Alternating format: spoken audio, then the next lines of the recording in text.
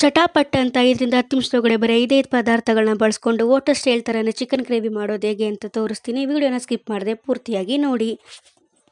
ನಮಸ್ಕಾರ ನನ್ನ ಪ್ರೀತಿಯ ಸ್ನೇಹಿತರಿಗೆ. ಇವತ್ತು ಸಂಡೇ ಆಗಿರೋದ್ರಿಂದ ಸ್ವಲ್ಪ ಲೇಟ್ ಆಗಿದೆ. ಎದ್ದೊಳಷ್ಟು ಆಲ್ರೆಡಿ 8:30 ಆಗೋಗಿತ್ತು. ನಾಷ್ಟಕ್ಕೆ ಮಾಡೋಣ ಅಂತ ಅಂದ್ಕೊಂಡು ಕುಕ್ಕರ್ಗೆ ಅಕ್ಕಿನ ತೊಳ್ಮಡ್ದೆ.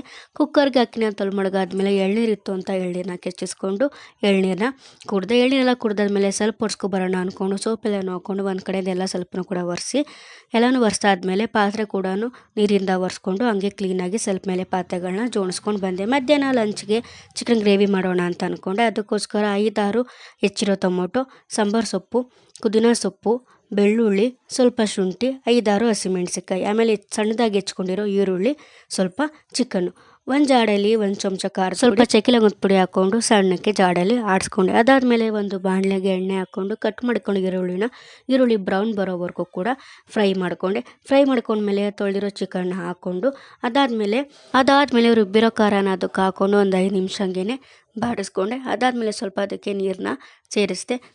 ಸ್ವಲ್ಪ ನೀರನ್ನ ಸೇರಿಸಿ ರುಚಿಗೆ ತಕ್ಕಷ್ಟು ಉಪ್ಪನ್ನ ಹಾಕ್ಕೊಂಡೆ. ರುಚಿಗೆ ತಕ್ಕಷ್ಟು ಉಪ್ಪು ಹಾಕಿದ್ಮೇಲೆ ಒಂದು 5 ನಿಮಿಷ ಹಂಗೇ ಬೇಯೋಕ್ಕೆ ಬಿಟ್ಟಾದಮೇಲೆ ಚಿಕ್ಕದಾಗಿ ಕಟ್ ಮಾಡ್ಕೊಂಡಿರೋ ಸಾಂಬಾರು ಸೊಪ್ಪನ್ನ ಅದಕ್ಕೆ ಸೇರಿಸಿ ಒಂದು 5 ನಿಮಿಷ ಹಂಗೇ ಬಾಡಿಸಿದ್ರೆ ಆಯಿತು. ಹೋಟೆಲ್ ಸ್ಟೈಲ್ ಥರನೇ ಚಿಕನ್ ಗ್ರೇವಿ ರೆಡಿ ಆಗುತ್ತೆ.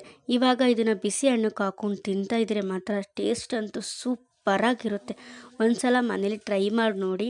ಒಂದ್ಸಲ ತಿಂದರೆ ಪುನಃ ತಿನ್ನಬೇಕು ಅಂತ ನೀವೇ ಮಾಡ್ಕೊಂಡು ತಿಂತೀರ. ಈ ವಿಡಿಯೋ ನಿಮಗೆ ಇಷ್ಟ ಆಗಿದ್ದರೆ ಲೈಕ್ ಮಾಡಿ, ಶೇರ್ ಮಾಡಿ ಆ್ಯಂಡ್ ಫಾಲೋ ಮಾಡೋದನ್ನ ಮರಿಬೇಡಿ.